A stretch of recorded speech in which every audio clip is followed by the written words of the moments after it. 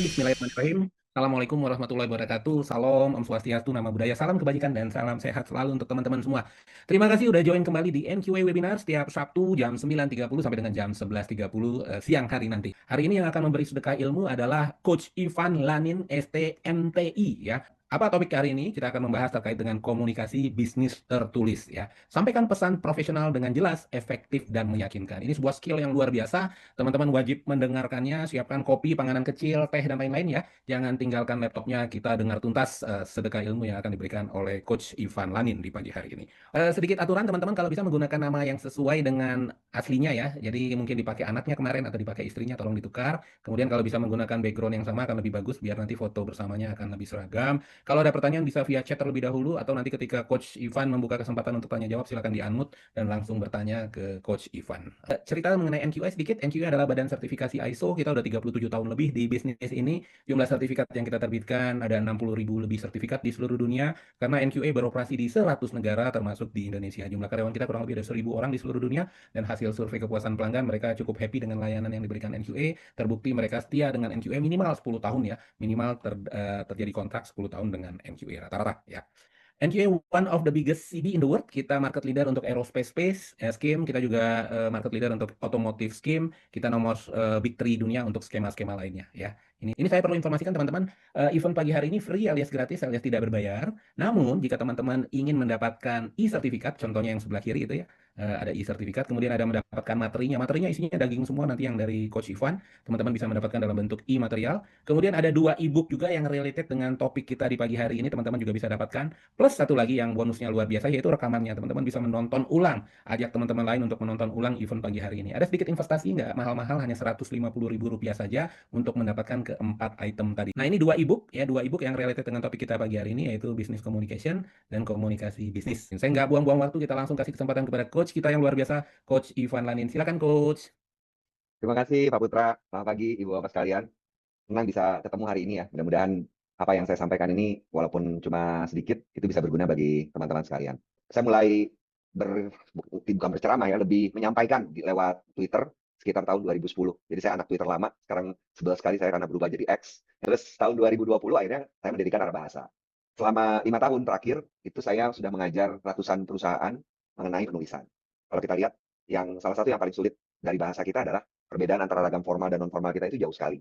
Orang-orang yang baru lulus itu biasanya begitu masuk dunia kerja itu gagap untuk menggunakan bahasa. Bahasa lisan lebih permisif, tapi bahasa tulisan itu lebih kaku kan. Nah inilah yang kemudian menjadi tantangan. Akhirnya saya dan perusahaan saya Nara Bahasa kemudian membagi bahasa menjadi 5 kelompok. Nanti sambil saya sampaikan ya. Kalau kita lihat, bahasa itu adalah keterampilan yang dimiliki hanya oleh manusia. Tidak ada makhluk lain yang bisa seperti manusia menggabungkan bunyi-bunyi menjadi sesuatu yang berarti. Ada 2 proses utama sebenarnya itu, yaitu produksi suaranya dan pemahaman. Ini yang tidak dimiliki makhluk lain. Kalau ada yang baca buku Sapiens karangan Yuval Noah Harari, di situ dibilang bahwa selain api, bahasa itu adalah alat yang bisa membuat manusia mendominasi bumi. Makhluk lain itu kalah oleh kita. Bahkan dinosaurus yang besar aja kalah karena kita punya api dan punya bahasa. Bahasa yang pertama kali digunakan manusia adalah bahasa lisan tentunya. Ini juga terlihat bayi kalau tiba-tiba bisa baca, kitanya yang malah kaget ya. Bayi pertama-tama tentu saja akan belajar untuk menyimak, mendengarkan dari sekitarnya. Lalu pelan-pelan dia akan belajar untuk berbicara, meniru suara. Dan dari suara pun, itu berbagai bangsa memiliki bunyi-bunyi yang berbeda. Kalau ada yang di Nusantara aja lah paling gampang ya. Orang Sunda dan orang Aceh itu punya berbagai jenis e. Saya tidak bisa e-nya orang Aceh, cuma saya paling tidak bisa e-nya orang Sunda. Himboloid. Itu susah tuh untuk orang yang baru belajar. Kemudian orang Belanda misalnya Den Haag, G-nya itu seperti orang mau berdah. Kemudian Prancis itu R-nya juga berbeda. Orang Skandinavia itu juga beda vokal-vokal yang mereka gunakan. Jadi bahkan dari lisan pun itu cara kita berbicara itu berbeda-beda. Kemudian manusia berkembang makin banyak. Pada sekitar 3000 sebelum Masehi muncullah tulisan. Ini menandai peralihan manusia dari zaman prasejarah ke zaman sejarah. Jadi itu sebenarnya kalau ada yang masih ingat bedanya pra dan bukan pra itu adalah masalah tulisan. Kenapa disebut pra? Ya artinya sebelum tulisan. Dengan adanya tulisan kita jadi bisa mengetahui bagaimana bangsa-bangsa terdahulu itu berkembang. Aksara yang pertama digunakan itu adalah aksara hieroglif, aksara paku, dan aksara Cina. Itu tumbuh pada 3 peradaban yang berbeda. Satu di Mesir, di samping di sisi Sungai Nil, kemudian di Mesopotamia, wilayah daerah Iran sekarang, dan yang terakhir di Sungai Kuning ya, di Cina. Aksaranya, kalau ada yang pernah lihat, itu bentuknya satu lambang menggambarkan satu kata. Susah sekali tuh. Sampai sekarang orang Tiongkok itu masih menggunakan aksara seperti itu dan setiap kali ada konsep baru, mau tidak mau mereka harus menciptakan lambang baru kan. Lalu kita menyederhanakan, manusia menyederhanakan aksaranya, muncullah aksara seperti yang digunakan oleh orang Arab dan orang Jepang. Satu huruf itu melambangkan satu konsonan. Kemudian dia akan menggunakan lambang lain untuk menyatakan vokalnya. Huruf Arab kan kemudian ada fathah, kasrah, dan damah. Kalau ada yang belajar bahasa Korea, itu juga aksara Korea itu dari konsonan dasarnya kemudian akan ditambah untuk menciptakan bunyi vokal. Lalu disederhanakan lagi muncullah aksara yang sekarang nih. Aksara seperti Latin dan Rusia. Itu aksara yang satu lambang menggambarkan satu bunyi. Konsonan dan vokal masing-masing mendapat bunyi sendiri-sendiri. Itu pun kadang-kadang berbeda antara pengucapan dan penulisan. Ambil contoh misalnya huruf E. Huruf E di dalam bahasa Indonesia itu ada dua, E dan E. Kita tidak bilang tebet, dan kita bilangnya tebet. Di sisi lain ada juga huruf yang dua buah, tapi kemudian diucapkannya sama. Kalau kita dengar Ustaz, beliau akan mungkin mengucapkan Al-Quran, I-nya kedengeran. Orang biasa nggak ada yang ngomongnya kayak gitu, malah aneh kan. Nama saya Ivan. Kalau ada orang Indonesia yang manggil saya dengan Ivan, saya akan merasa aneh. Atau ada orang Indonesia yang bilangnya itu inovasi, itu kita pasti akan merasa aneh. Jadi F dan B itu juga diucapkannya dengan cara yang sama. Tapi di luar itu biasanya setiap huruf itu cara pengucapannya berbeda-beda. Kita belajar tulisan mulai dari membaca. Ayat pertama yang turun bagi umat Islam itu adalah Iqra. Padahal kalau kita lihat keterampilan berbahasa pertama itu menyimak ya. Kenapa Tuhan Allah tidak menyerukan kepada manusia untuk menyimak? Malah beliau menyuruhnya untuk membaca. Saya rasa ya, Allah itu udah bisa memperkirakan bahwa manusia modern itu udah malas baca. Manusia modern kerjaannya nonton TikTok. Nggak ada lagi yang baca saat ini. Kalau saya tanya kepada teman-teman, apa buku terakhir yang dibaca? Kemungkinan akan sedikit yang mengangkat tangan. Rentang konsentrasi kita makin menurun. Namanya attention span atau rentang perhatian. Ada sebuah survei yang bilang bahwa sekarang itu perhatian kita cuma 40 detik. Setiap 40 detik otak kita tuh melayang entah kemana. Itu sebenarnya muncul gara-gara ponsel. Ponsel itu yang menyebabkan kita itu terbiasa dengan gangguan. Kita sedikit-sedikit buka ponsel kan. Kayaknya saya tuh sedang membiasakan diri untuk ketika mengobrol dengan orang, ponsel itu saya balik dan saya senyapkan biar tidak mengganggu. Dari membaca, seperti tadi saya sampaikan, aksaranya kan beda-beda ya. Ada aksara seperti Mandarin, ada aksara seperti bahasa Jepang, dan ada aksara Latin yang digunakan oleh Indonesia. Kita beruntung bahwa aksara yang kita gunakan itu aksara yang dipakai oleh sekitar mungkin 40% orang di dunia ya. Itu yang menyebabkan ketika kita mau belajar bahasa lain, kita cukup mudah. Nah, keterampilan berikutnya adalah menulis. Keempat keterampilan ini dibagi menjadi lisan dan tulisan, dan reseptif dan produktif namanya. Kebanyakan orang inginnya belajar yang keterampilan menulis, yang produktif dan bentuknya tulisan. Jarang sekali ada orang yang ingin belajar menyimak. Padahal menyimak itu keterampilan dasar bagi kita bisa menjalin hubungan. Hubungan yang baik itu dijalin bukan karena seseorang itu rajin ngomong, justru karena rajin mendengarkan. Itu yang paling penting. Nah, dari 4 keterampilan berbahasa ini, kita akan fokus hari ini kepada menulis ya. Dan menulisnya pun nanti kita akan fokuskan lagi kepada bisnis. Seperti yang saya sampaikan tadi, dari tahun 2020, itu Narabahasa memberikan banyak pelatihan, mulai dari penulisan sastra hingga penulisan hukum. Tapi yang paling banyak diminati orang memang penulisan untuk komunikasi bisnis. Kita cari dulu motivasinya. Kenapa sih? Kemudian kita berusaha untuk meningkatkan keterampilan berbahasa kita. Kemudian kita perlu menata bahasa kita. Yang pertama, pesan efektif. Apa artinya? Kita berkata satu kalimat, orang langsung paham apa yang kita maksud. Mungkin Ibu Bapak sering mengalami ya, baca tulisan orang panjang lebar, ini maksudnya apa sih? Gitu kan sering ya. Jangan salah, bisa jadi orang yang berpendapat itu terhadap tulisan kita loh. Kita aja yang nggak tahu. Nah, terus yang kedua proses efisien. Ini sering saya alami nih. Ketika memberikan pelatihan itu salah satu curhat yang sering saya temui itu adalah, saya tuh buat surat lama banget Pak, tapi begitu suratnya dikirim, tujuan surat itu kemudian nelfon balik ke saya, sambil nanya, jadi maksudnya itu gini ya Bu? Ya itu kan berarti percuma ya, maksudnya buat apa buat surat kalau kemudian orangnya nanti akan nelfon lagi. Yang terjadi di sana, itu adalah prosesnya menjadi tidak efisien. Kita akan membuang waktu untuk menjelaskan. Demikian juga contohnya prosedur. Ini kebetulan waktu lagi jadi konsultan, kerjaan saya kan adalah bikin prosedur ya. Bagaimana caranya kita membuat prosedur yang efektif dan efisien? Ya, kita ikuti pola. Contoh, kalau di dalam ISO 9001, mudah-mudahan saya masih ingat, mohon koreksi nanti kalau keliru ya Pak Putra ya. Itu kan tingkatannya ada 4 ya. Dari mulai kebijakan, prosedur, kemudian instruksi kerja, dan terakhir formulir. Dari kebijakan aja kan misalnya menyatakan bahwa pembayaran reimburse hanya dilakukan setiap hari Rabu pukul 9, contoh. Itu salah satu contoh pernyataan kewajiban, pernyataan kebijakan kan. Kemudian prosedur. Misalnya vendor mengirimkan tagihan melalui alamat surel apa, misalnya gitu. Nah, itu kan ada polanya juga kan. Dulu kita belajar subjek, predikat, objek. Itu diterapkan sebenarnya dalam prosedur dengan sangat ketat. Coba lihat. Vendor, itu subjek. Mengirimkan, itu predikat. Invoice atau tagihan, itu objek. Melalui alamat surel, itu adalah keterangan. Prosedur biasanya sangat taat dengan aturan itu. Kalau kita ubah, orang akan tidak paham apa yang dimaksud. Instruksi kerja, tadi contoh. Instruksi kerja untuk vendor mengirimkan tagihan, misalnya. Kalau instruksi kerja itu kan kita tidak bisa atur ya untuk vendor. Misalnya untuk penerima tagihan lah. Misalnya staf keuangan menerima tagihan vendor. Nah, itu ada instruksi kerjanya. Karena instruksi kerjanya biasanya bentuknya itu kalimat perintah. Seperti kalau kita baca, siap makanan. Siap itu kan bunyinya, ambil 2 butir telur. Subjeknya hilang. Kenapa? Karena subjeknya itu orang yang membaca. Itu pola instruksi kerja. Jadi antara kebijakan, kemudian prosedur, dan instruksi kerja, itu masing-masing memiliki pola yang berbeda-beda. Ketika kita bisa menyusunnya dengan rapi, prosesnya menjadi lebih efisien kan. Orang baca sekali langsung paham. Dan manfaat yang terakhir adalah citra positif.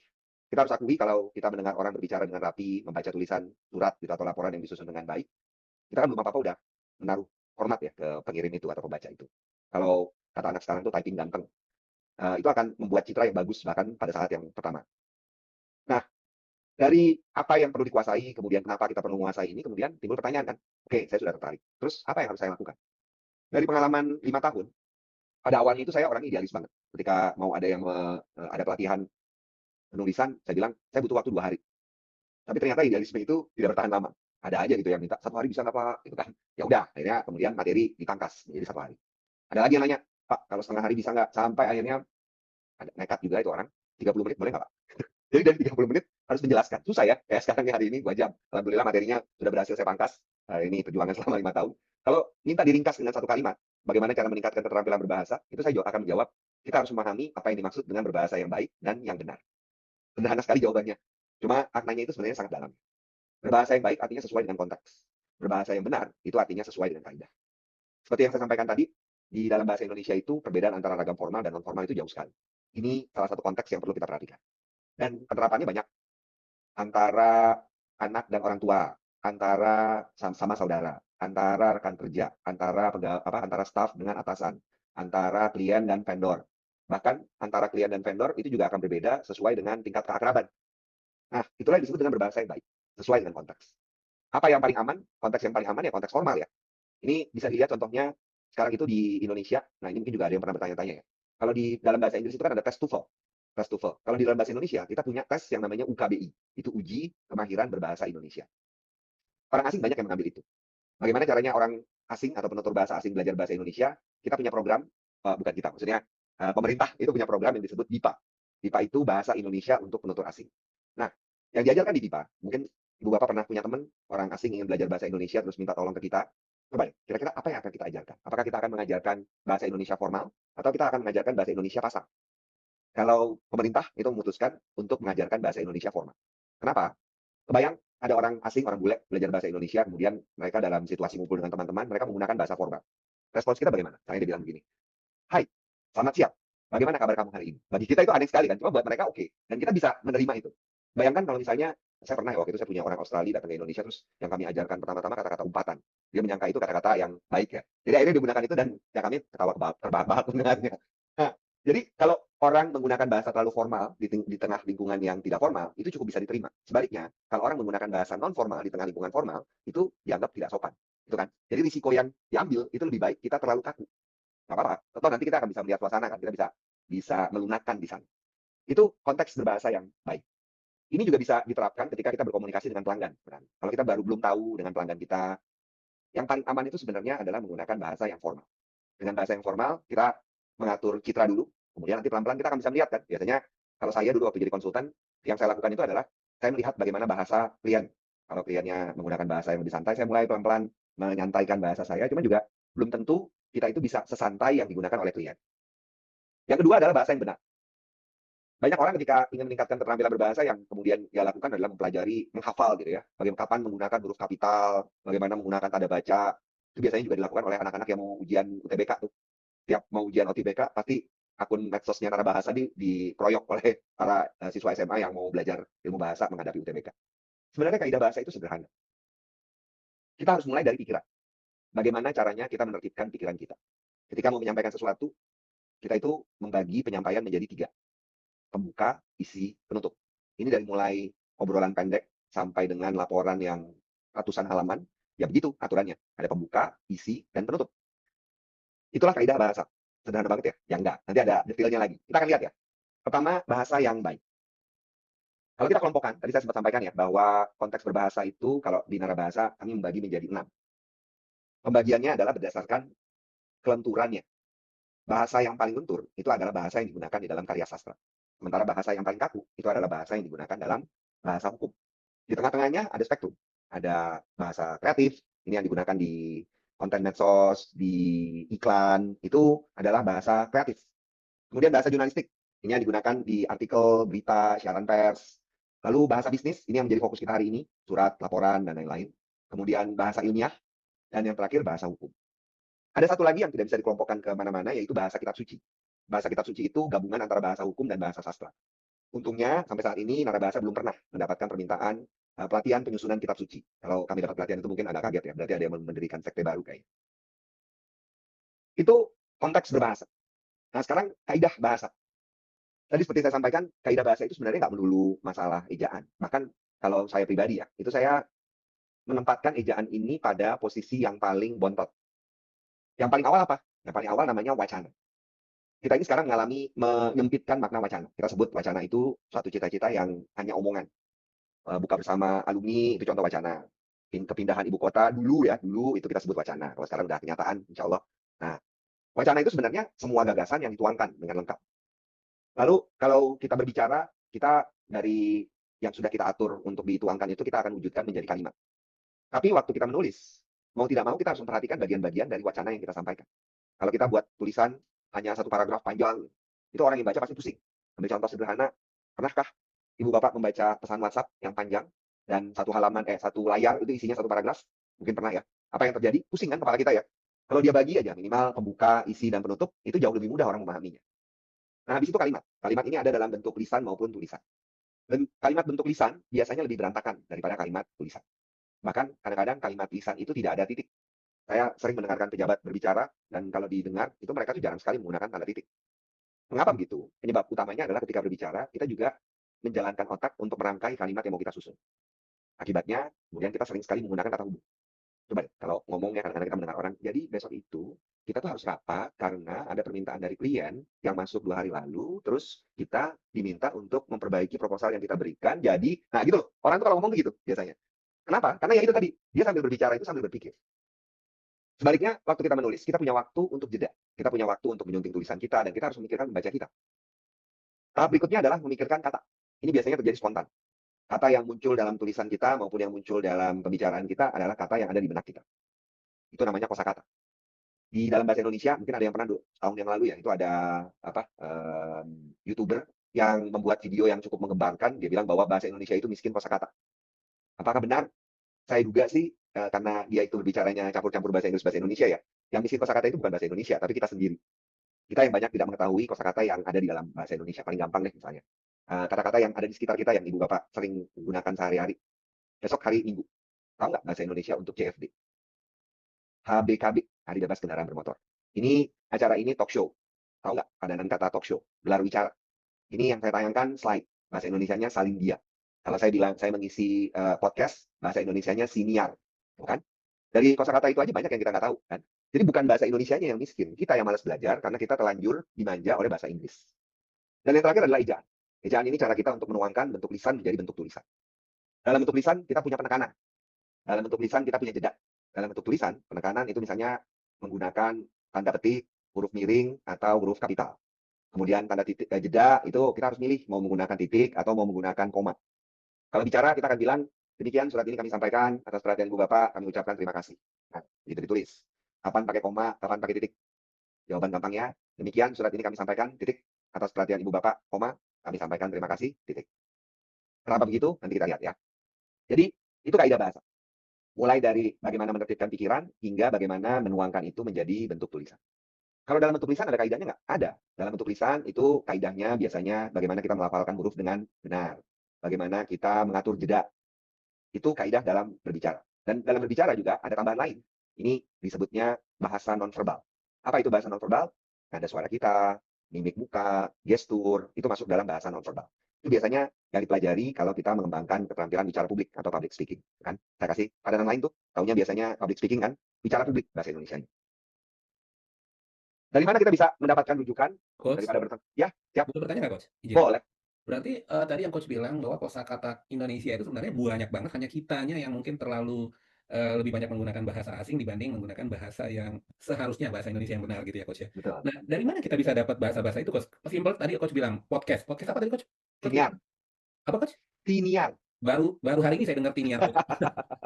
Tiniar gitu ya. Ya, Kemudian webinar, webinar mungkin ada bahasa Indonesia, Coach. webinar kita serap aja, itu kan dari web seminar. Ah, ah, Kalau mau benar-benar dipadankan jadi seminar web, tapi seminar kayak web. Oke, kita oke. tuh kita itu bisa saja menyerap kata bahasa asing asal sudah cukup sesuai dengan pengucapan bahasa kita. Oke, oke, oke. Tadi Tiniar itu yang saya pikir nama siapa itu Tiniar gitu ya. Oke, Ini oke. pas banget ini Pak. Jadi Ini ya, oke ini ya, di sini ya, Coach ya. ya, Oke, ini oke. bahan-bahan rujukan yang bisa Ibu Bapak gunakan nih. Yang pertama itu cara penulisan. Kan seringkali kita bingung kapan pakai huruf kapital, kapan pakai tanda petik, bagaimana aturan tanda titik koma. Nah, itu ada di EYD. Mungkin kalau EYD pernah dengar ya. Nah, EYD ini ada versi elektroniknya, versi digitalnya. Ejaan Kemdikbud. Ini saya lupa. Beberapa hari yang lalu saya coba, ternyata sudah berubah menjadi Kemdikdasmen. Kan kita tahu ya memang Kemendikbud dibubarkan, menterinya sekarang sedang di proses KPK. Jadi alamat situsnya jadi Kemendikdasmen. Kemudian yang kedua, kamus. Ini KBBI, Kemdikbud.go.id. Nah, ini tadi Pak, kalau mau tahu arti sebuah kata, misalnya kita tiba-tiba Siap. mendengar sebuah kata nih, terus kita nggak tahu. Nah, buka ini, KBBI Kemdikdasmen atau KBBI Kemdikbud, dan masukkan di situ. Lalu bagi orang-orang yang ingin memperkaya kosakata, mungkin kita ingin tahu ya, bosan menggunakan kata apa? Kata bulan. Acara ini akan diselenggarakan dalam 3 bulan. Kita ingin lebih kreatif. Kita buka ini, Thesaurus. Kita akan menemukan padanan bulan itu misalnya Chandra dan Purnama. Tentu saja tidak selalu kita bisa gunakan itu ya. Agak aneh rasanya kalau kita mengundang orang dalam 3 purnama lagi, kami akan mengadakan, tapi boleh juga loh, siapa tahu Boleh, Coach. bagus. Jadi NCA mengadakan acara pertemuan setiap setengah 3 purnama. purnama. 3 purnama boleh. Jadi nggak cuma Rangga dan Cinta aja yang menggunakan purnama ya. Bagi yang Siap. masih tahu rujukan itu, berarti umurnya kurang lebih sama dengan saya. Bagi yang belum tahu, itu ya kita beda generasi. Nah, yang terakhir itu adalah padanan. Ini untuk mencari tadi padanan istilah bahasa asing, ini bisa menggunakan situs web ini. Pasti Kemdikbud.go.id. Ini tadi rujukannya, Pak Putra. Siap, Coach. Mudah-mudahan bisa membantu teman-teman. Thesaurus itu ada artinya ya, Coach? Thesaurus itu adalah kamus khusus yang memberikan sinonim kata. Oh, oke. Contohnya apa ya, Jadi, Coach? ya itu tadi, misalnya mengerjakan. Kita bingung apa bosan gitu menggunakan kata mengerjakan terus-menerus. Masukkan kata Mhm. mengerjakan, kita akan menemukan kata melaksanakan, melakukan, gitu. Siap, siap. Itu ada di Thesaurus ya. Ya. Oke. Lanjut, Coach. Nah, ini ada satu lagi. Jadi sejak pandemi, mungkin tepatnya itu akhir 2022. November 2022, Chat GPT keluar. Saya coba dan waktu itu saya takut. Saya takut kehilangan kemampuan menulis saya. Karena ChatGPT itu menurut saya bakal sangat memanjakan orang. Dan terbukti kan, sekarang setelah beberapa tahun ChatGPT keluar, mungkin sudah ada orang yang kehilangan kemampuan menulis karena menyerahkan semuanya ke ChatGPT. Jadi gara-gara itu saya menulis. Mulai menulis, saya masih ingat 26 Desember 2022. Saya menulis setiap hari, Pak Putra, sekarang sudah 1013 tulisan. Yang saya tulis macam-macam. Mulai dari yang ilmiah, yang santai, sampai yang nggak jelas. Intinya ini kayak ngeblog. Kalau zaman dulu kan bikin blog ya, di WordPress, di Blogspot. Nah, sekarang yang lagi naik daun ini Medium. Nah, salah satu juga yang saya tuangkan di Medium ini adalah tulisan-tulisan kebangsaan. Nah, tadi kan saya sampaikan bahwa ada wacana sampai dengan ejaan. Nah, ini lengkap sebenarnya saya tulis di Medium karena saya punya waktu 1000 sekian hari. Ya, satu hari saya tulis tentang kata, satu hari saya tulis tentang kalimat. Bagi ibu bapak yang berminat, nanti bisa coba cari ya judul tulisannya tulisan kebahasaan. Di situ saya ini seperti daftar isi. Nanti di tulisan ini orang-orang kita bisa masuk ke berbagai halaman lain. Nah, kita masuk ke inti ya. Coach, Coach, Ya, ini Coach, silakan. ada pertanyaan di chat, mau saya Oh, bacain, silakan. Coach? Saya langsung baca aja. Oh, boleh. Ya, Dari Pak Ludwig. dari Pak Ludwig ya. Siap, Ya, Coach. ini beliau menulis artikel, orang itu menggunakan bahasa untuk menciptakan citra, kan. Citra itu akan sesuai dengan target audiens yang dia sasar. Kalau kita tidak merasa ini orang ini, menggunakan bahasa yang non formal dan kita merasa tidak nyaman. Saya sendiri juga pasti tidak merasa tidak nyaman pasti. Tapi akan ada orang-orang yang merasa nyambung dengan orang itu. Nah, bahkan cara berbahasa pun itu bisa menjadi alat untuk branding atau penjenamaan. Nah, ini kosakata baru, Pak Putra. Branding, branding. Branding itu penjenamaan. Ya dia menggunakan itu untuk membranding atau menjenamakan dirinya. Apakah itu sah atau tidak? Kalau menurut saya itu pilihan dia. Dan ternyata kalau dia masih laku, berarti pilihan dia tepat. Nah, gitu aja. Kalau perkara kita tidak cocok, itu berarti kita itu bukan target pasarnya dia. Jadi itu pendapat saya Pak Ludwig. Maksudnya kalau ditanya apakah itu sesuai dengan kaidah bahasa Indonesia? Ya tidak, jelas ya, bahasa Indonesia yang baku ya. Tapi apakah itu sah dari segi penjenamaan? Ya itu sah aja. Kayak kalau kita lihat di luar dari bahasa pun kan ada orang yang berperilaku norak kan, dan itu ternyata orang itu laku gitu. Ya kita memang harus akui bahwa dunia sekarang itu ya seperti itulah. Siap, Coach. Thank you. Ini Coach Luti udah jawab. Terima kasih, Coach. Oke, saya lanjutkan. Terima kasih Lanjut, Coach. pertanyaannya itu memang sangat menarik ya. Maksudnya ya kadang-kadang itu memang menimbulkan dilema juga buat kita, tapi ya mau tidak mau itu ternyata ada pasarnya.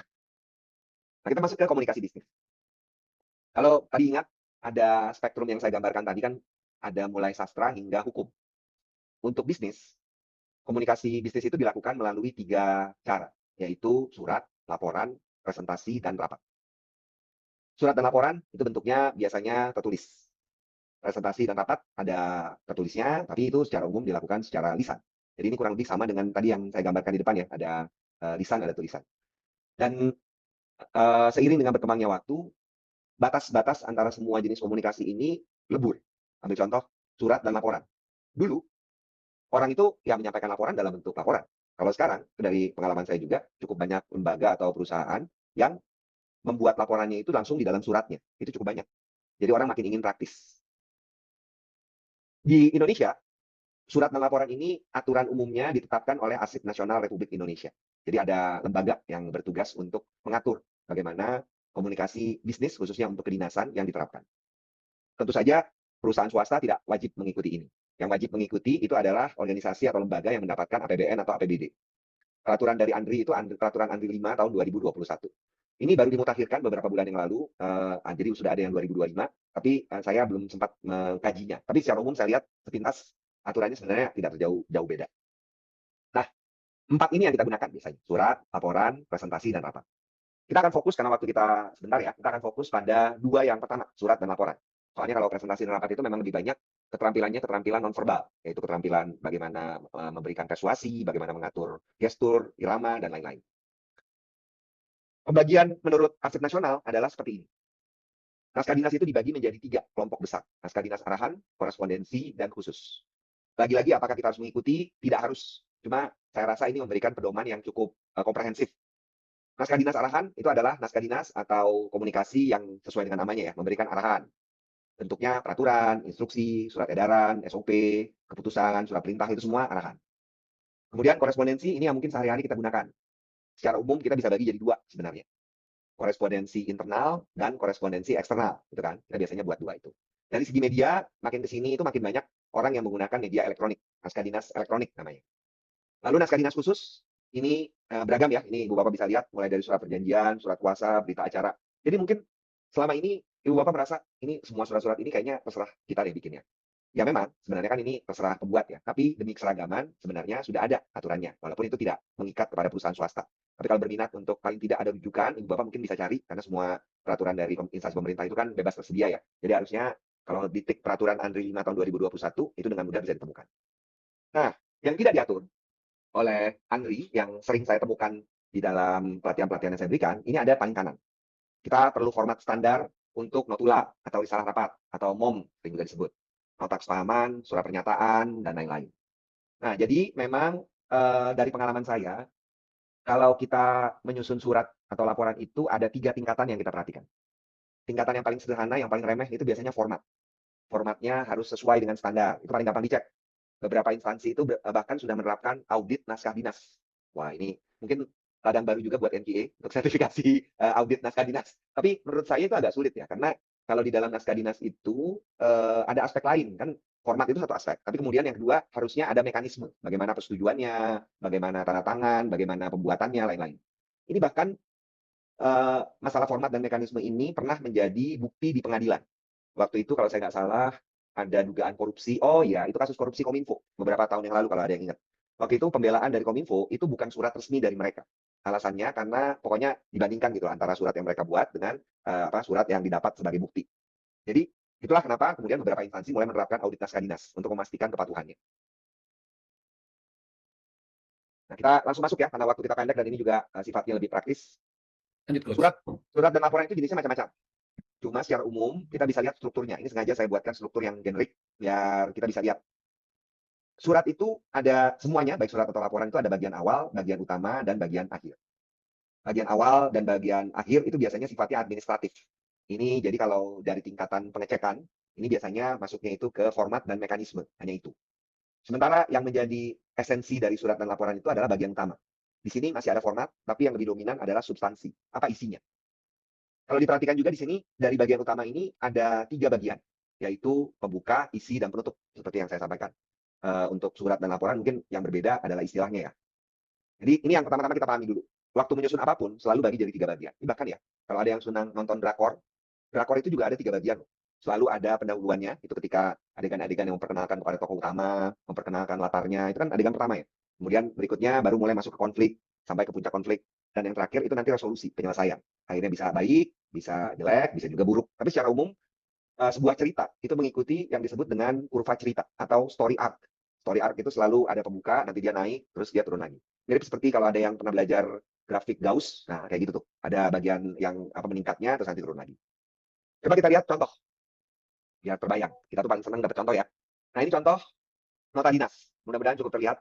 Ini nota dinas itu ada juga yang menyebut memorandum, memo, macam-macam. Intinya nota dinas ini adalah surat yang dibuat untuk komunikasi internal.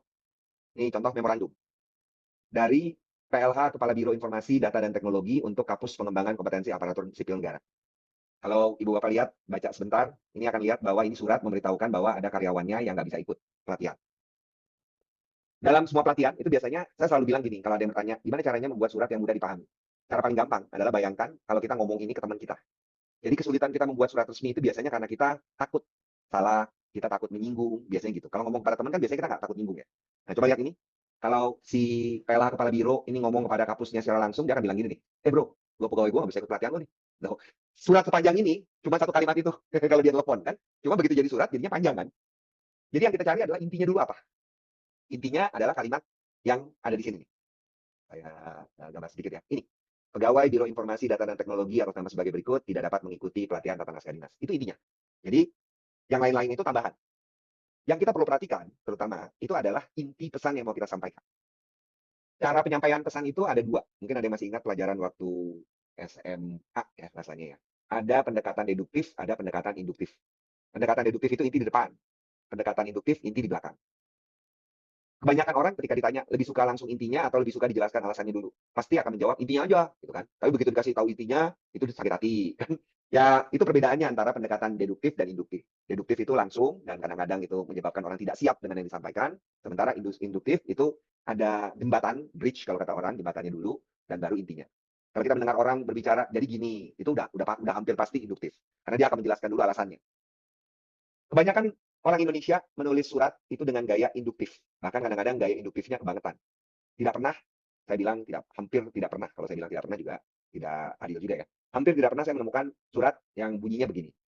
Bersama ini kami mengundang Bapak Ibu untuk hadir dalam acara, hampir nggak ada. Pasti awalnya itu sehubungan dengan atau dalam rangka apa gitu kan. Pasti gitu. Diawali itu dengan alasan dulu. Apakah itu tidak boleh? Boleh. Cuma ya tentu saja ketika dalam rangkanya itu terlalu panjang atau sehubungannya itu terlalu panjang, orang itu akan kehilangan konsentrasi. Kembali ke surat ini lagi. Ini kalau kita lihat ya, menindaklanjuti memorandum saudara nomor ini tanggal sekian, bersama ini dengan hormat kami sampaikan. Oke, intinya di belakang itu ya. Yang paling penting adalah kita memahami apa arti setiap bagian yang kita selipkan. Coba kita lihat. Bagian awal, menindaklanjuti memorandum saudara sampai dengan angkatan 17. Itu latar belakang kan. Kalau mau dipisah, kita bisa. Pada tanggal sekian, kami telah menerima memorandum saudara nomor sekian tentang sekian. Titik dulu. Berkenaan dengan itu, kan bisa gitu. Jadi kalimatnya itu terpotong-potong. Toh kalau kita bikin latar belakang, biasanya satu bab sendiri kan. Nggak usah dipaksakan, itu masuk di dalam satu kalimat. Kita bisa pisah kalimatnya. Latar belakang dulu, kemudian baru kalimat baru dengan kata sehubungan. Itu sangat bisa kita lakukan. Kemudian di sini kita lihat juga, satu paragraf ini satu kalimat loh. Perhatikan ya. Bersama sebagai berikut, tidak dapat mengikuti pelatihan naskah dinas, mengingat yang bersangkutan mendapatkan penugasan untuk mengikuti kegiatan audit. Kan? Kalimat ini bisa dibagi menjadi 3. Tadi seperti saya sampaikan, pada tanggal sekian kami telah menerima surat. Nah, itu latar belakang tuh. Titik. Berkenaan dengan itu, kami sampaikan bahwa 2 pegawai kami, bahkan bisa ditambah kata 2, agar orang nggak perlu nebak-nebak ada berapa orang. Itu langsung dicantumkan, tidak dapat mengikuti pelatihan yang dijadwalkan. Titik.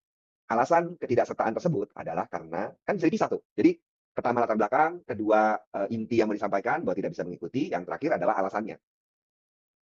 Lalu yang terakhir, ini memang harus paragraf sendiri, atas pelatihan dan kerjasama yang baik, diucapkan terima kasih. Ini oke. Ini adalah struktur kalimat pasif. Mungkin masih ingat dan mudah-mudahan masih ingat ada pelajaran bahasa Indonesia bahwa ada kalimat aktif dan pasif. Ini kalimat pasif karena awalnya di. Kalimat aktifnya kami mengucapkan terima kasih. Mana yang lebih baik? Orang Indonesia itu rendah hati ya. Kita tidak suka menyombong-nyombongkan diri dengan kami. Jadi penggunaan kalimat pasif itu cukup bisa diterima di dalam bahasa Indonesia. Tapi kalau kita belajar korespondensi bahasa asing atau ibu bapak ada yang bersurat dengan menggunakan bahasa Inggris, kalimat yang dianjurkan adalah kalimat aktif kalau untuk bahasa Inggris. Ini masalah budaya. Nah, di tingkat berikutnya adalah kata, pilihan kata. Dalam bahasa Inggris kita mengenal perbedaan kata at, on, dan in. At 10 o'clock, on Sunday, in January, ya kan? Jadi at untuk jam, on untuk hari, in untuk bulan dan tahun. Dalam bahasa Indonesia, itu juga kita ada perbedaan. Nah, cuma kita tidak serumit bahasa Inggris. Kita cuma membedakan antara yang tempat fisik dengan waktu. Untuk waktu kita pakai kata pada, bukan di. Nah, ini contoh pilihan kata nih. Bahkan mungkin Bapak Ibu baru tahu sekarang ya, baru sadar. Sebenarnya dulu guru kita ngasih tahu harusnya, tapi mungkin waktu itu kita tidur atau kayak saya waktu SMA tuh terus terang waktu bahasa Indonesia tuh saya sering bolos, nggak bolos sih. Saya pura-pura ke toilet, lama di toiletnya. Jadi kelewatan tuh pelajaran itu. Jadi untuk tanggal kita pakainya pada 17 Agustus, pada 2025. Kata hari, tanggal, bulan, dan tahun yang diikuti oleh waktu tersebut itu bisa dibuang. Jadi alih-alih pada bulan Agustus, kita bisa bilang pada Agustus. Bisa. Apakah boleh dikasih kata bulan? Boleh. Kalau menurut saya mungkin itu makruh ya. Jadi tidak apa-apa ya, cuma kalau nggak ditinggalkan ya bagus. Ini contoh kedua, yang sebelah kanan adalah memorandum dinas dari perusahaan swasta. Kalau diperhatikan sengaja saya tampilkan ini karena yang kedua ini bentuknya lebih mirip seperti laporan. Ini kan kayak laporan ya, walaupun bentuknya memo. Ini wajar saja, boleh-boleh aja. Ini untuk mungkin sekarang itu diambil untuk membuat administrasi itu menjadi lebih sederhana. Buat laporan itu kan kadang-kadang makan waktu kan. Ini surat dinas, contoh. Surat dinasnya saya ambil surat undangan. Bentuknya agak berbeda sedikit, tapi secara umum aturannya kurang lebih sama kalau dari segi kebahasaan. Yang beda itu adalah aturan tata letak format biasanya. Apakah surat harus menggunakan font tertentu? Lagi-lagi tidak ada syarat. Kalau di pemerintah, di ANRI itu surat itu menggunakan jenis huruf Arial sebenarnya kalau di aturannya. Cuma kalau dilihat di sini juga kemudian terserah kepada tiap institusi karena yang sebelah kiri pakai Times New Roman, yang sebelah kanan pakai Arial. Yang penting konsisten sih, yang penting konsisten. Ini contoh laporan informatif. Jadi laporan itu dibagi dua jenis, laporan informatif dan laporan analitis. Laporan informatif itu sekadar menyampaikan informasi. Contohnya ya laporan kegiatan. Laporan kegiatan itu memberikan informasi saja kan, walaupun ada simpulan dan saran, tapi pada dasarnya dia hanya melaporkan. Yang kedua adalah laporan analitis. Laporan hasil audit contohnya, itu laporan analitis. Jadi bedanya adalah apakah ada analisis atau tidak. Formatnya lagi-lagi sangat beragam. Ini contoh, kalau dilihat, kalau mau gampang, kalau mau buat laporan itu langsung buat 3 bab. Pendahuluan, pembahasan, penutup. Itu bisa memfasilitasi segala jenis laporan. Baik laporan informatif maupun analitis. Pendahuluan, pembahasan, penutup. Itu generik banget kan? Nah, nanti tinggal kita khususkan tiap bagiannya. Ini contoh, ini babnya ada 7. Kalau mau dibagi jadi 3, bagian pendahuluan itu adalah 1 sampai dengan 5. Dasar pelaksanaan, nama kegiatan, tempat dan waktu, maksud, sampai peserta kegiatan, itu masuk ke dalam pendahuluan. Pembahasannya adalah hasil kegiatan kan? Itu pembahasan. Penutup itu biasanya kesimpulan dan saran. Jadi ini laporan informatif. Lalu laporan analitis. Ini contoh laporan analitis, laporan hasil pemeriksaan. Paling gampang bayangkannya waktu Ibu Bapak bikin skripsi atau tesis, nah itu laporan analitis tuh. Bagiannya apa? Kalau skripsi atau tesis itu kan ada pendahuluan, studi literatur, metodologi, hasil dan pembahasan, dan yang terakhir simpulan dan saran kan. Bagian pertama itu pendahuluan, bagian 2 sampai 4 itu inti atau pembahasan, dan bagian terakhir itu penutup.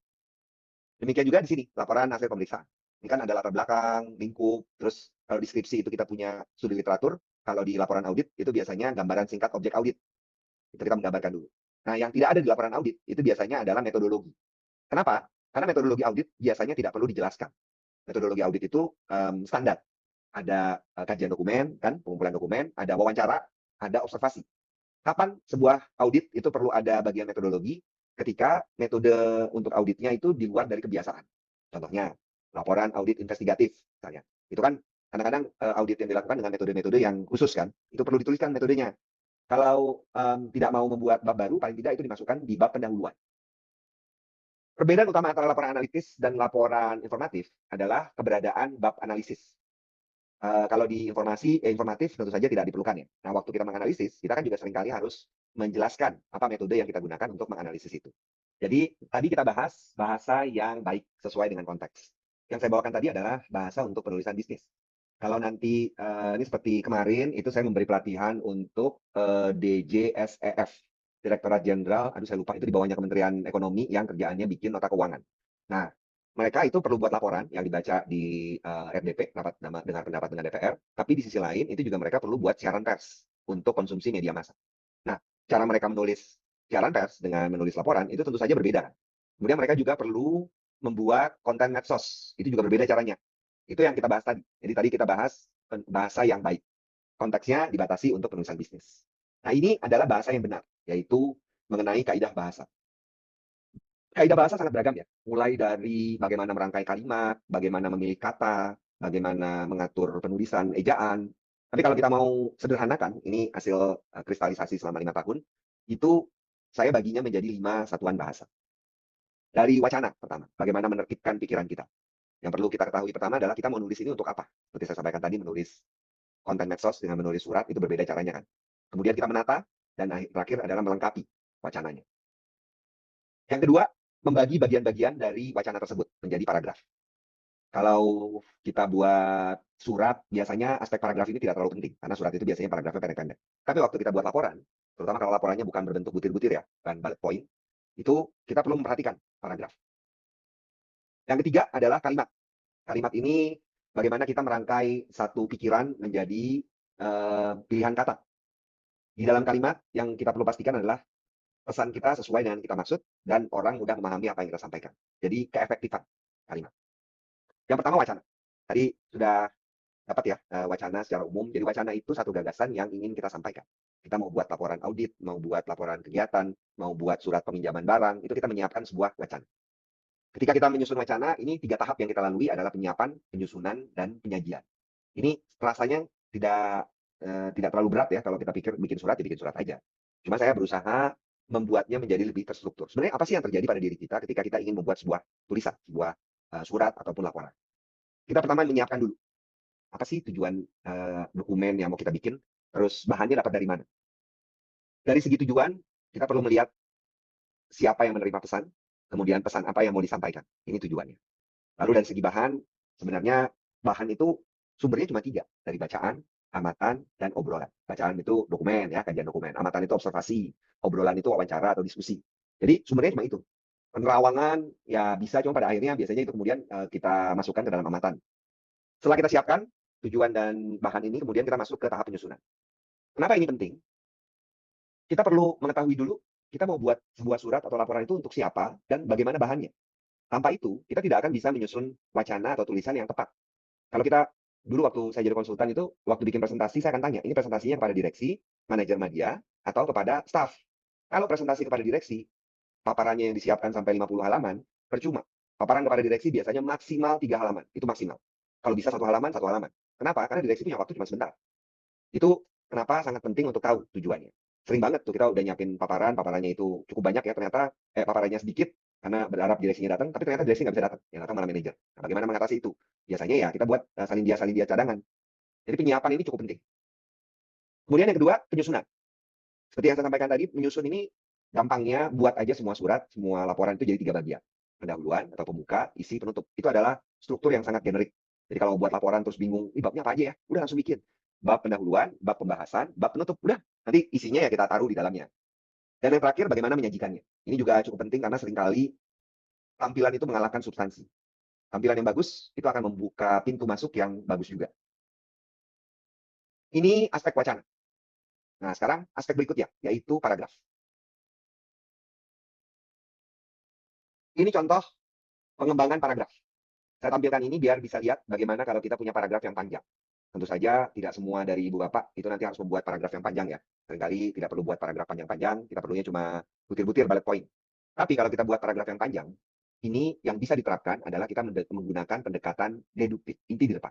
Bahkan beberapa lembaga pemerintah, terutama yang buat laporannya panjang-panjang, Bank Indonesia, terus OJK, itu mereka sudah mulai mengambil pendekatan yang menebalkan kalimat pertama dari setiap paragraf. Tadi saya sampaikan ya, kalau pendekatannya deduktif, intinya di depan kan. Apa artinya? Kalimat pertama dari setiap paragraf itu adalah inti.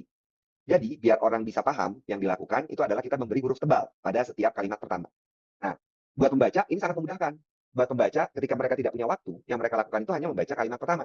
Kan? Saya rangkum di sebelah kiri. Dinamika perekonomian global berubah cepat dengan ketidakpastian yang tinggi. Kemudian ekonomi global juga dipengaruhi oleh permasalahan dan lain-lain. Kinerja dan prospek ekonomi global diwarnai oleh dan lain-lain. Jadi orang dengan hanya membaca kalimat pertama aja, dia sudah paham. Ini sebenarnya juga kiat bagi ibu bapak yang ingin meningkatkan kecepatan membaca. Membaca karya non-fiksi itu bisa dengan mengambil asumsi ini. Kita bisa berasumsi bahwa penulis menggunakan model paragraf deduktif, intinya di depan. Dengan seperti itu kita bisa baca laporan setebal 100 halaman dalam waktu sekejap, mungkin cuma 5 menit kita bacanya. Tapi tentu saja itu tidak dalam. Nah, yang jelas dengan pemahaman ini kita bisa juga membuat kerangka karangan. Kadang-kadang kita perlu ya kerangka karangan. Nah, ini kita dari satu kalimat-kalimat pendek, kemudian kita bisa kembangkan menjadi kalimat-kalimat penjelas. Tingkatan berikutnya adalah kalimat. Mungkin kalau kita lihat kalimat, kita tidak pernah mencoba untuk memilah-milah kalimat itu. Yang ada kita cuma bilang bahwa, "Aduh ini susah banget ya, kalimatnya, saya nggak ngerti." Atau kita merasa setelah kita menulis, "Kalimatnya rasanya aneh ya, apa ya yang menyebabkan kalimat ini aneh?" Insting-insting seperti itu sebenarnya muncul karena berarti ada sesuatu yang tidak cocok dalam pola kalimat tersebut. Bahasa Indonesia itu model kalimatnya biasanya SPO, subjek, predikat, objek. Saya mengajari adik contohnya. Itu subjeknya saya, predikatnya mengajari, jadinya adik. Kalau dibalik misalnya mengajari adik saya, itu kan jadi aneh kan? Jadi yang kita dulu pelajari dengan SPOK itu sekarang berguna Ibu Bapak. Kalimat-kalimat yang ada satu subjek dan satu predikat disebut kalimat tunggal. Tapi kemudian ada kalimat-kalimat yang lebih dari satu unsurnya. Ini disebut kalimat majemuk. Kita coba lihat dari naskah salah satu paragraf yang tadi di depan. Ini kalimat-kalimat yang alami ada di dalam sebuah tulisan. Saya sudah beri warna dan agar Ibu Bapak lebih jelas ya. Yang nomor satu itu kan pemulihan ekonomi Indonesia. Ada apa dengan pemulihan ekonomi terus berlanjut. Nah ini kalimat majemuk karena ada dua bagian yang dihubungkan dengan dan. Kalimat majemuknya apa? Kalimat majemuk setara. Itu kalimat majemuk yang dua bagiannya itu setara.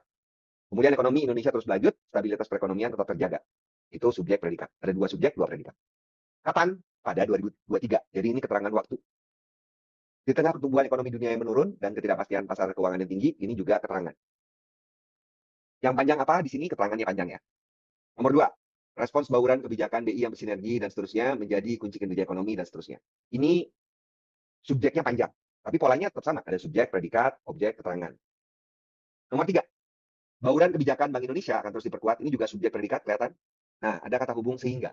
Sehingga terus dapat mendorong dan seterusnya.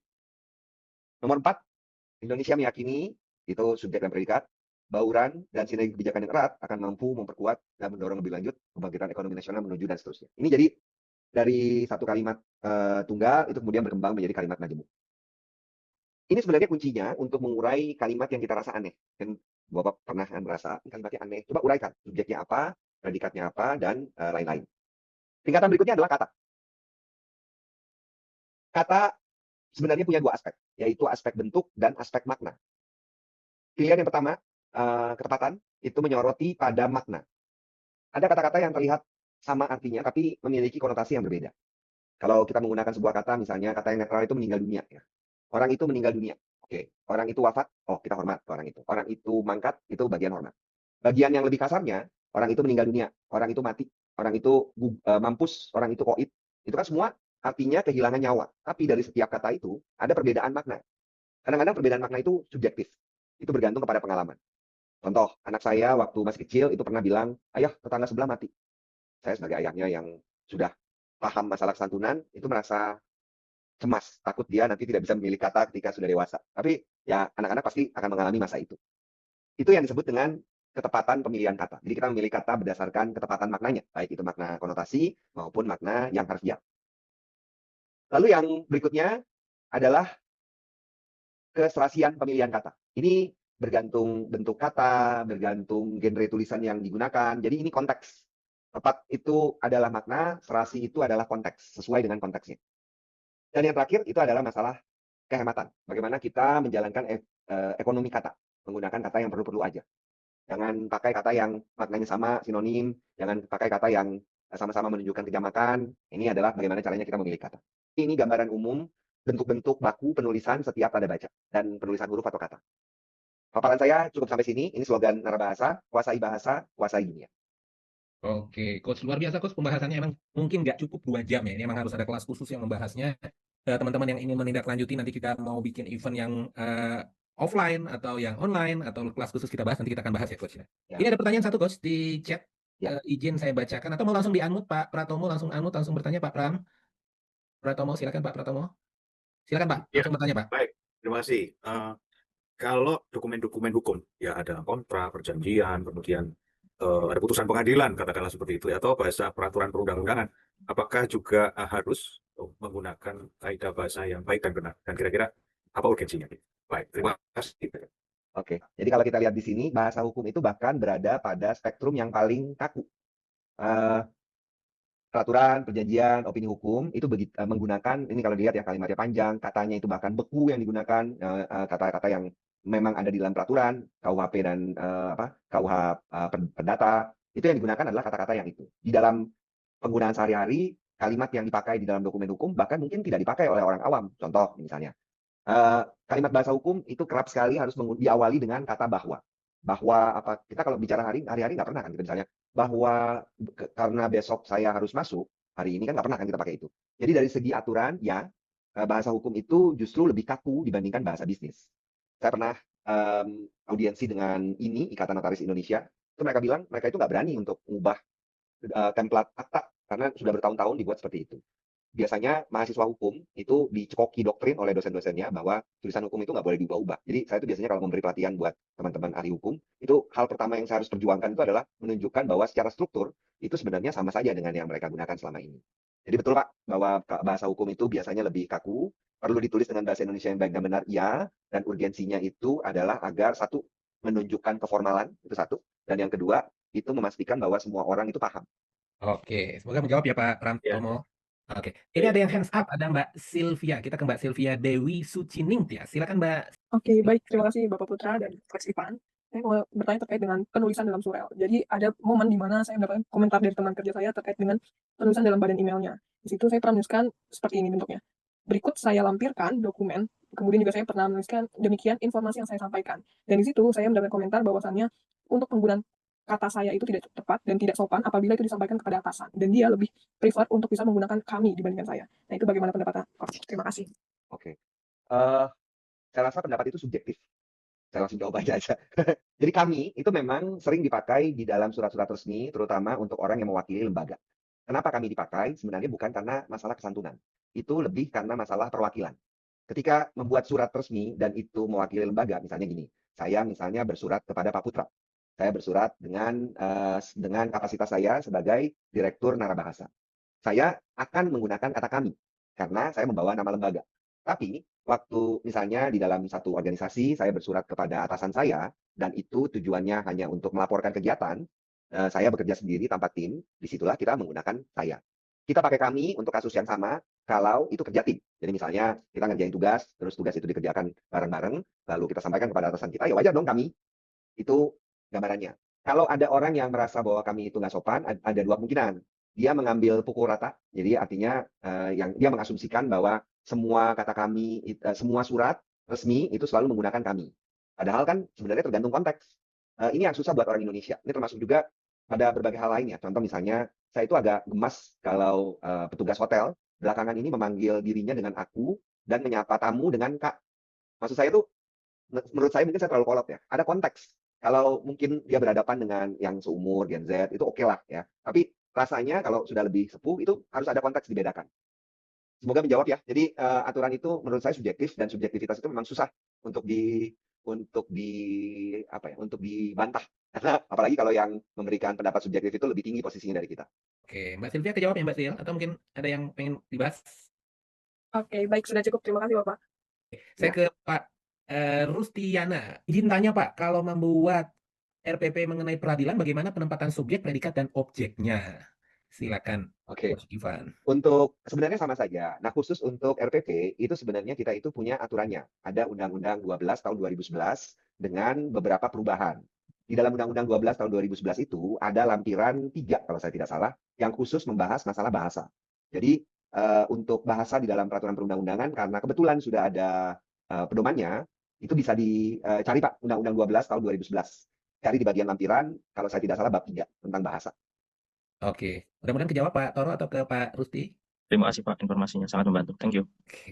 Oke, karena waktu juga, karena waktu teman-teman mohon maaf ini karena waktu kita harus menyudahi, ada beberapa materi penutup yang kita harus bacakan. Oke, sekali lagi teman-teman, event pagi hari ini free alias gratis alias tidak berbayar ya. Namun jika ingin teman-teman memiliki sertifikat seperti yang ada di kiri, e-sertifikat, kemudian ingin mendapatkan e-material, tadi kan isinya walaupun hanya 18 slide tapi isinya daging semua, teman-teman ingin mendapatkan materinya juga. Kemudian ada 2 e-book ya yang related dengan topik yang kita bahas di pagi hari ini. Kemudian rekamannya, ada rekaman webinarnya bisa putar ulang, itu ada sedikit investasi, yaitu nggak banyak-banyak, hanya sebesar Rp150.000 saja. Di foto barcode-nya nanti teman-teman akan terkoneksi ke Mas Aldo atau ke Mas Alfon. Silakan. Oke, nah ini 2 e-booknya bisa diperoleh ya. digital buku. Sorry, saya pengen menggunakan bahasa yang benar nih. Ada 2 digital bukunya, buku digitalnya. Teman-teman bisa peroleh 2 buku digital ini. Tak ada garing yang tak retak, kita ingin feedback dari teman-teman semua terkait dengan webinar kita pagi hari ini. Tolong sempatkan waktu untuk memoto barcode-nya. Dan ada beberapa pertanyaan, tolong diisi dan dikembalikan ke kita sehingga kita bisa improve ke depannya. Silakan difoto dan diisi beberapa pertanyaannya. Yang ingin tahu lebih banyak apa aja program-program yang ada di NQA, silakan bergabung. Ini ada barcode untuk masuk ke NQA sosial media. Ada beberapa sosial media, website, rekaman-rekaman ya. Jadi video-video kita juga kita ada rekaman-rekamannya, bisa nonton di YouTube yang NQA Indonesia YouTube ya. Dan ada beberapa lain. Untuk caranya mudah, foto barcode ini nanti teman-teman akan pilih kira-kira mau informasi yang mana yang teman-teman ingin peroleh ya. Oke, itu saja teman-teman untuk event kita yang luar biasa hari ini. Ada acara puncak, kita foto bersama. Tolong buka kameranya, kita foto dengan Coach Ivan Lenin. Oke. Silakan yang ingin foto bersama, buka videonya. Pak Rudi, silakan buka Pak Rudi. Mas Taufan, thank you Mas. Oh, Ivan ada 2 nih ternyata. Ivan Chandra juga. Oke. Yang lain silakan dibuka, kita tunggu. Mbak Leni mana nih? Mbak Leni buka videonya. Oke, saya hitung ya. Saya hitung 1, 2, 3. Tahan sebentar. Oke, saya ulang satu lagi. 1, 2, 3. Tahan.